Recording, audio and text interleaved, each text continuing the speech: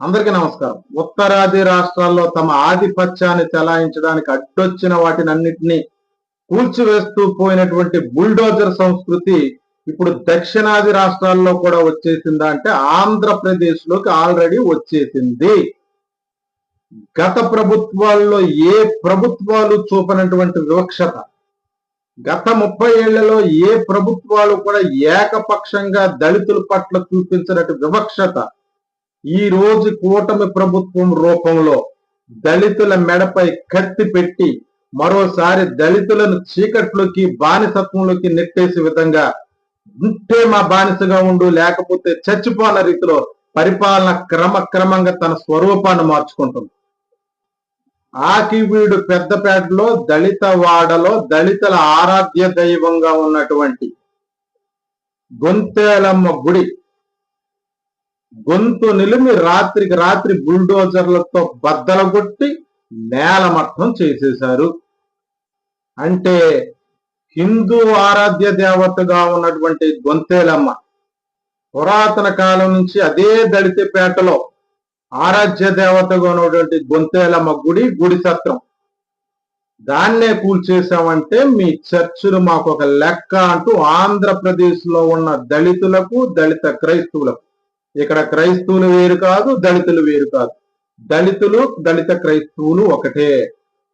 హిందూ దేవత గుడినే కూల్చివేశామంటే మీరు ఆరాధించేటువంటి చర్చిలు కూర్చేయటం మాకు ఒక లెక్క, మీ చర్చిలు కూడా మేము కూల్చేయబోతున్నామని డైరెక్ట్ గా హెచ్చరికలు పంపారు.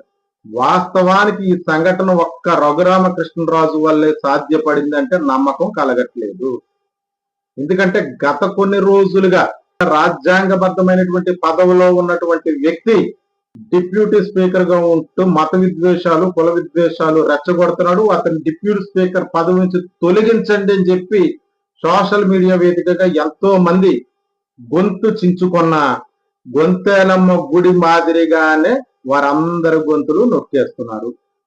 ఎందుకంటే ఇది ఒక్కడి వల్ల సాధ్యమైంది కాదు, దీని వెనకాల కూటమి పరిపాలకుల కూటమి పెద్దల హస్తం ఉంది అన్నది స్పష్టమైపోయింది. ఈ గొంతేలమ్మ గుడికి సంబంధించినటువంటి వాద్యం కోర్టులో నడుస్తుంది.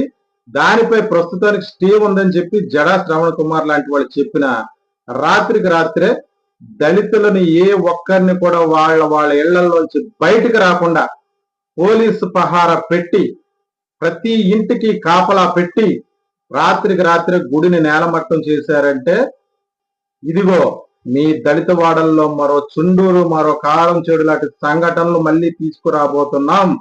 ఇటువంటి కాళరాత్రులు భవిష్యత్తులో మరిన్ని చూడాల్సి ఉంటుంది అని చెప్పి నేరుగా దళితులను బెదిరిస్తున్నారు. ప్రస్తుతం ఆకివీడు దళితపేట మొత్తం పోలీస్ కస్టోడియల్ ప్రాంతంగా మారింది. జరుగుతున్న పరిణామాలు దళితుల పక్షంగా దళిత క్రైస్తవుల పక్షంగా ఏ మీడియా కూడా చూపించట్లేదు. అందరూ కలిసి దళిత క్రైస్తవులపై దళితులపై విషం చిమ్ముతున్నారు. రాజ్యాంగబద్ధమైనటువంటి పదవిలో ఉన్నటువంటి వ్యక్తులే రాజ్యాంగాన్ని రాజ్యాంగ విలువను తొంగలో తొక్కుతూ ఈ రకమైనటువంటి చర్యలకు పాల్పడటం చాలా దారుణం. ఇవన్నీ చూస్తుంటే ఆర్టికల్ 25 రాజ్యాంగ ప్రతిని చింపివేసి అంబేద్కర్ వాదుల గొంతు నిలిపి చంపుతున్నామన్నట్లుగా ఆకివీడిలో గొంతేలమ్మని నామరూపాలు లేకుండా చేశారు.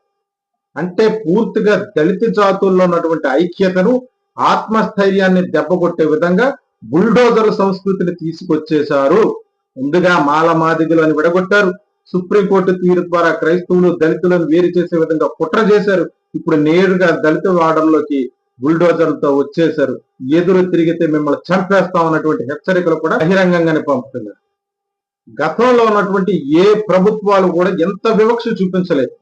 గత వారం రోజుల క్రితం అంబేద్కర్ కోనసీమ జిల్లా రావులపాలెంలో వేలాదిగా రోడ్లపైకి వచ్చి నిరసన తెలియజేసినటువంటి క్రైస్తవుల యొక్క ర్యాలీ మళ్ళీ వీళ్ళందరినీ చైతన్యపరుస్తుందేమో అని కంటి మీద కొనుక్కు లేకుండా చేసిందా?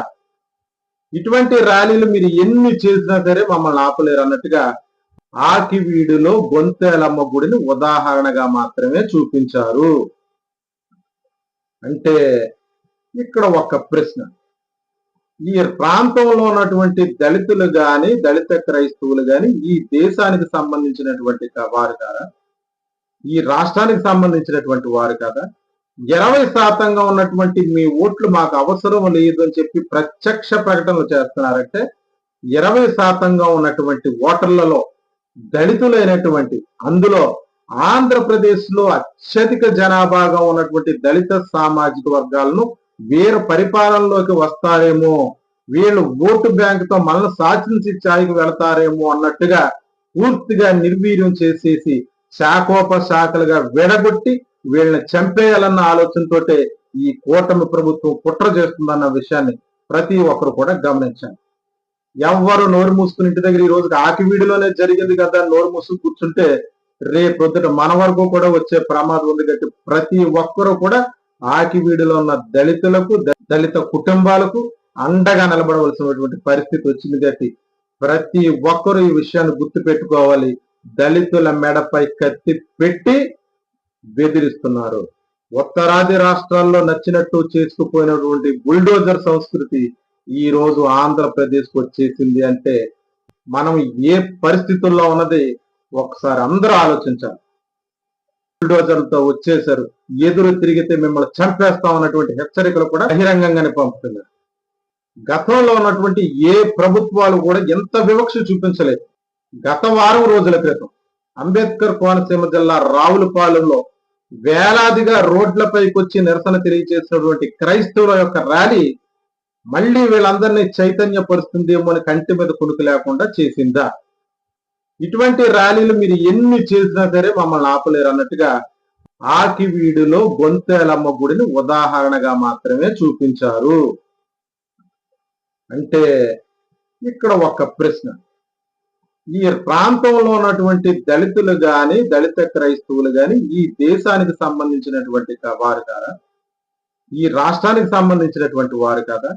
20% ఉన్నటువంటి మీ ఓట్లు మాకు అవసరం లేదు అని చెప్పి ప్రత్యక్ష ప్రకటనలు చేస్తున్నారంటే 20% ఉన్నటువంటి ఓటర్లలో దళితులైనటువంటి అందులో ఆంధ్రప్రదేశ్ లో అత్యధిక జనాభాగా ఉన్నటువంటి దళిత సామాజిక వర్గాలను వీరు పరిపాలనలోకి వస్తారేమో, వీళ్ళు ఓటు బ్యాంకుతో మనల్ని సాధించి స్థాయికి వెళతారేమో అన్నట్టుగా పూర్తిగా నిర్వీర్యం చేసేసి శాఖోపశాఖలుగా విడగొట్టి వీళ్ళని చంపేయాలన్న ఆలోచనతోటే ఈ కూటమి ప్రభుత్వం కుట్ర చేస్తుందన్న విషయాన్ని ప్రతి ఒక్కరు కూడా గమనించాలి.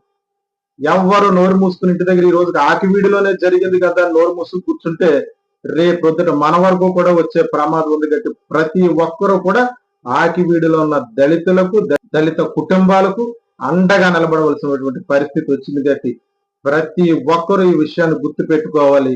దళితుల మెడపై కత్తి పెట్టి బెదిరిస్తున్నారు. ఉత్తరాది రాష్ట్రాల్లో నచ్చినట్టు చేసుకుపోయినటువంటి బుల్డోజర్ సంస్కృతి ఈ రోజు ఆంధ్రప్రదేశ్ కు వచ్చేసింది అంటే మనం ఏ పరిస్థితుల్లో ఉన్నది ఒకసారి అందరూ ఆలోచించాలి.